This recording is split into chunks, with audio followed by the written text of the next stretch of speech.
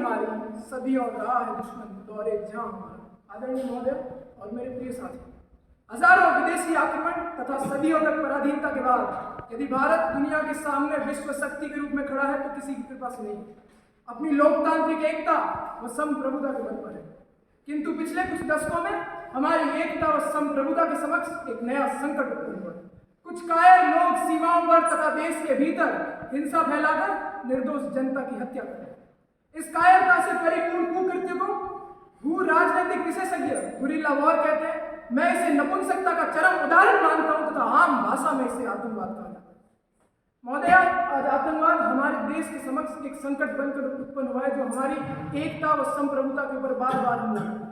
हमारी सांस्कृतिक विरासत बहुधार्मिक, बहुजातीय तथा बहुभाषीय समन्वय पर टिकी है, जिसे सहिष्णुता व भ्रातृत्व प्रेम की भावना पल्लवित करती है। इसी बहुरंगी संस्कृति में विविधता ही हमारी ताकत है और एकता ही हमारी शक्ति। परंतु आतंकी गतिविधियां निरंतर इस एकता को चीरने तथा संप्रभुता का हनन करने का प्रयास करती है। आतंकवाद हमारी समरसता की नींव पर चोट करता है, जो लोगों में भय, अविश्वास व असहिष्णुता का बीज बोता है, जो अंत में निर्दोष लोगों का जीवन ले लेता है। किसी की माता, किसी की बहन, कोई पंडित, कोई मौलवी, कोई अडानी जैसा रईस, कोई अनाड़ी गरीब। आतंकवाद ना तो धर्म देखता है, ना ही जाति और ना ही आपकी संपत्ति। यदि देखता है तो केवल अपना मकसद और सुनता है तो केवल अपने आतंकी आकाओं की। महोदय, आए दिन कश्मीर में आतंकी मुठभेड़ में हमारे जवान वीर गति को प्राप्त होते हैं। खैर, उनकी छोड़िए, उन्हें तो सेना देख लेगी, पर उनकी सोचिए जो चुनावी मौसम में जालीदार टोपी पहनकर देश धर्म को ठेका दिखाते हैं, ये घर के बेदी लंका डालते हैं।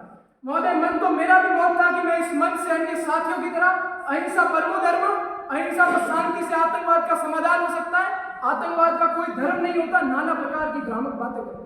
पर जब मेरी आत्मा ने आतंकवादी हमलों में कटे फटे जिंदा जवानों के मरे हुए चेहरे देखे, दूर कहीं मरुस्थल में निर्दोष जवानों के लाशों के ढेर देखे, 26/11 में भारत मां के खून के आंसू देखे तथा पहलगाम में धर्म पूछकर माताओं बहनों की आंखों के सामने उनके सुहाग उजड़ते देखे, तो आतंकवादी आक्रमणों से पहले से मेरी आत्मा ने अहिंसा का और समर्थन करने से इनकार किया। आतंकवाद का यदि कोई समाधान है जो हमारी एकता व संप्रभुता का संरक्षण कर सकता है तो केवल कूटनीतिक तथा कठोर सैन्य कार्रवाई पर आधारित है। महोदय, यूनिवर्सिटी ऑफ मैरीलैंड में 1981 से लेकर 2014 तक होने वाले कुल 206 आतंकी हमलों और उनसे जुड़े संगठनों पर अध्ययन किया गया। अध्ययन में डॉक्टर सेट जॉन्स तथा मार्टिन लिबिकी ने यह पाया कि 97% 97% आतंकी संगठन केवल कूटनीतिक तथा कठोर सैन्य कार्रवाई से शांत हुए। अहिंसा व बातचीत ने केवल 3% आतंकी संगठनों को शांत किया, वो भी करोड़ों डॉलर देने के बाद, वो भी कुछ समय के लिए। इजराइल का ऑपरेशन ब्लू स्टार तथा रशिया का बेसल स्कूल ऑपरेशन ये सिद्ध करते हैं कि आतंकवाद यदि शांत हुआ है तो केवल सामर्थ्य व संघर्ष के धन पर। यह उदाहरण प्रमाण है कि आतंकवाद शांत हो सकता है तो केवल कूटनीति तथा कठोर सैन्य कार्रवाई पर, बातचीत से। महोदय, आज आतंकवाद जैसे राष्ट्रीय मुद्दे पर हमारा देश बटा हुआ है। क्या हम एक राष्ट्र के नाते एक साथ नहीं आ सकते? क्या हम एक राष्ट्र के नाते आतंकवाद से मिलकर नहीं लड़ सकते? आतंकवाद के खिलाफ इस लड़ाई में हमें साथ होना होगा। जंग छेड़नी हमें अपने खून की, अपने जमीन की, अपने राष्ट्र की, उसके लिए हमें साथ आना होगा।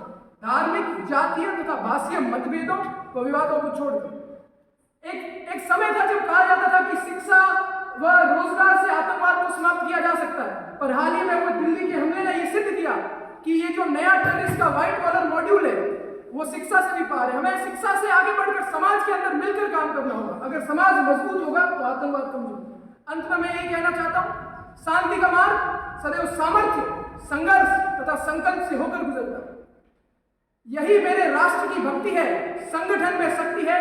अंत में कहना चाहता हूं कि आदि से अंत तक सदा यही रही है परंपरा, कायर भोगे दुख सदा, वीर भोगे वसुंधरा। जय हिंद, जय भारत।